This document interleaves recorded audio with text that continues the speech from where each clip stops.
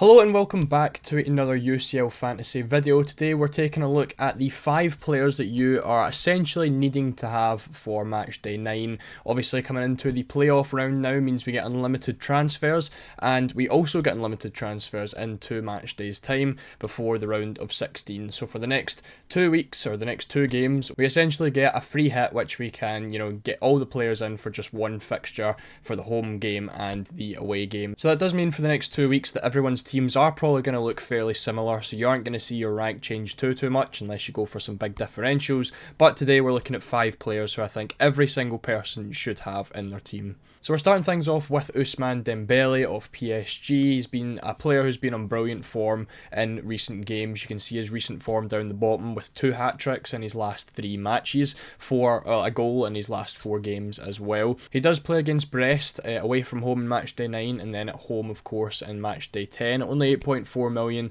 is definitely one of the players you want to get in. When it comes to the over 2.5 goal odds, PSG are sitting in second, only behind Bayern Munich, so PSG are expected to get a few goals in against Brest, and I would imagine Dembele would definitely be involved in that. In terms of points in general over midfielders throughout the game so far, he's sitting in 19th, so he's not actually doing too great, but he has missed a couple of matches as well. I think he was suspended for 1, and I think he missed matchday 3 as well, so he is still doing really well for someone who has missed a couple of games. But I think you are definitely going to be wanting a PSG attacker for the next 2 matches for them, and I definitely think Dembele is the one you want to go for.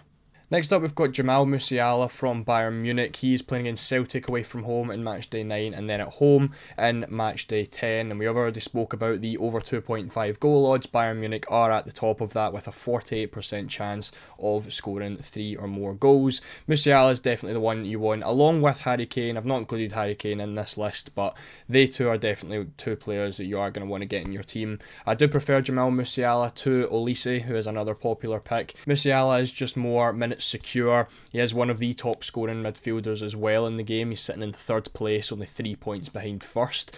So definitely someone who is absolutely fantastic. And again, as I said, minutes secure. He doesn't get the early sub as often as someone like Olise, and obviously that wing spot in Bayern does change quite a lot. Musiala is pretty much nailed in that number 10 position. Not been on the best of form recently. He did get a goal in his recent match against Holstein Kiel, but previous to that, he has had a couple of games where he's had reduced minutes. He was injured for a little bit, but I'm hoping that recent goal that he has picked up does rejuvenate some form, and along with Ousmane Dembele, it would make a really good midfield pick for matchday 9 and 10.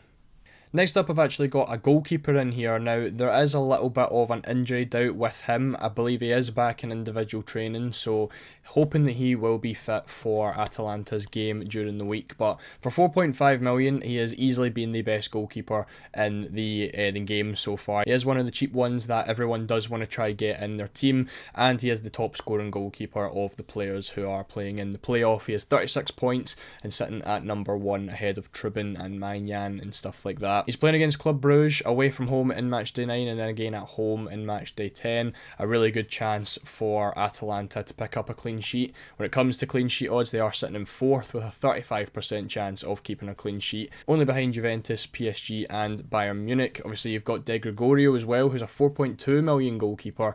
Juventus have the highest clean sheet odds there. They do play on separate days as well, so that could be a nice wee double up there with Carnesecchi and De Gregorio as your goalkeeper pairing. That is a nice little cheap option that you can go for. Atalanta were also one of the better defences in the league stage. They only conceded 6 goals in their 8 matches, so definitely a really good one to pick up, even for future matches if Atalanta manage to make it through.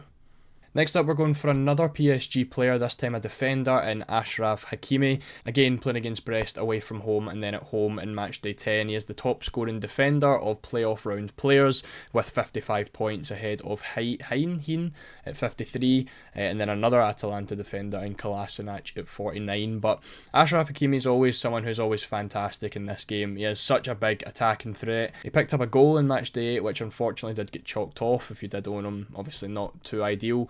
But we've already spoke about the clean sheet odds as well. PSG are right up there, joint with Juventus for first place. And obviously that tied in with his attacking threat, the ability to get assists, goals, definitely someone that you're going to want to try and get in. We already spoke about Dembele with a high chance of PSG picking up over 2.5 goals. I definitely think Hakimi is someone that could also get involved in that. He is one of the more expensive defenders in the game at 5.5 million, but definitely worth it to get him in my opinion.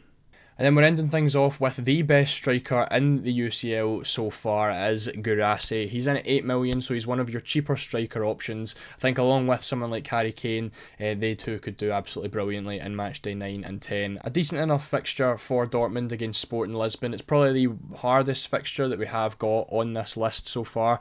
Away from home in matchday 9 again, and then matchday 10 they are at home to Sporting. Again, looking at the top forwards points, he's absolutely clear at the top. He's got 65 points ahead of the likes of Vinicius Jr. by 15 points, who's only got 50.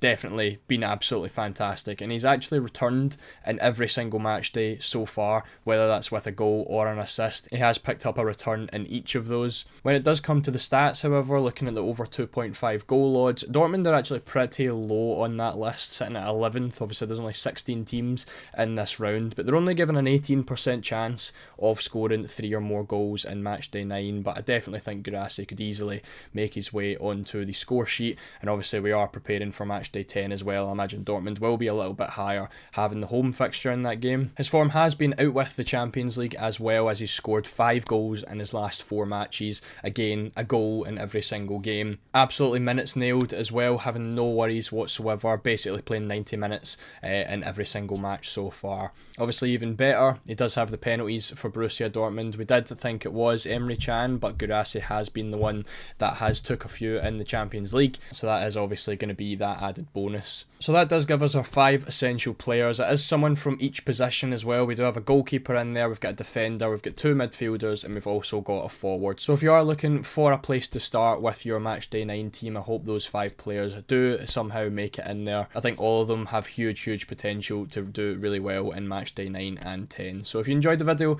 please make sure to leave a like on it. Please make sure to subscribe as well if you are new. We'll have a team selection video out tomorrow as well, where I'll show my entire team, and all 5 players will be in there, as long as of course Carnesecchi is ruled to be fit for matchday 9. So once again, thank you all so much for watching, and I'll see you all in the next one.